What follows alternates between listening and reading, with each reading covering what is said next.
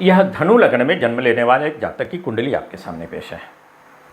इस जन्म कुंडली के नवम भाव को देखा जाए, इस जन्म कुंडली के नवम भाव में सिंह राशि पड़ रही है। 5 नंबर लिखा है जहाँ, वह जन्म कुंडली का नवम भाव है। 5 का मतलब हो गया सिंह राशि। सिंह राशि के स्वामी सूर्य होते हैं। इस जन्म कुंडली के नवम भाव में छठे और 11वें भाव के स्वामी शुक्र बैठे हुए हैं।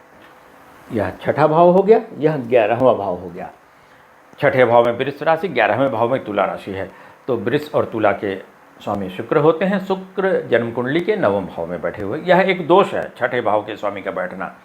फिर देखिए अब नवम भाव पर किन किन ग्रहों की दृष्टि पड़ रही है। तो नवम भाव पर जन्म कुंडली के 7वें भाव से शनि की तीसरी पूर्ण दृष्टि पड़ रही है। यह दृष्टि यहाँ अच्छी नहीं है। फिर देखिए नवम भाव के स्वामी सूर्य की स्थिति को, तो नवम भाव का स्वामी सूर्य जन्म कुंडली के 8वें भाव में आ गए हैं। चलिए बहुत दोष नहीं कहा जाएगा, लेकिन वहाँ भी दोष लग रहा है नवम भाव के स्वामी को भी। वह कैसे?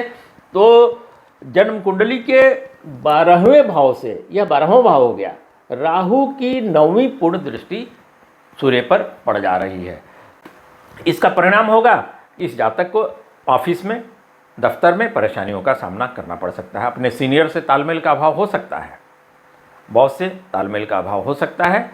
तो ऐसी स्थिति में क्या क्या ग्रह दोष निवारण करना चाहिए भाई, वह देखा जाए तो पीड़ित नवम भाव के स्वामी सूर्य का रथ माणिक्य, जिसे अंग्रेजी में रूबी कहते हैं, वह अवश्य धारण करना चाहिए ऐसे जातक को। माणिक्य जो है दाहिने हाथ के अनामिका अंगुली में, रिंग फिंगर में रविवार के दिन धारण किया जाता है। फिर नवम भाव पर शुभ दृष्टि डालने वाले ग्रह जो हैं, यहाँ जन्म कुंडली के 5वें भाव से बृहस्पति अपनी 5वीं पूर्ण दृष्टि नवम भाव पर डाल रही है। एक शुभ दृष्टि है।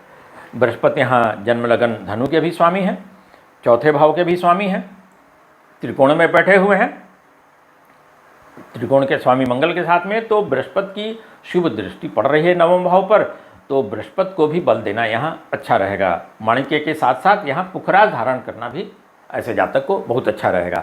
फिर नवम भाव और नवम भाव के स्वामी को पीड़ा पहुँचाने वाले ग्रह शनि और राहु की शांति के लिए भगवान शिव का पूजन अभिषेक करना चाहिए ऐसे जातक को।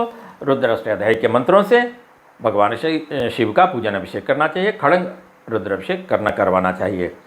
फिर भगवान शिव पर मधु चढ़ाना चाहिए ऐसे जातक को, वह बड़ा ही लाभकारी होगा।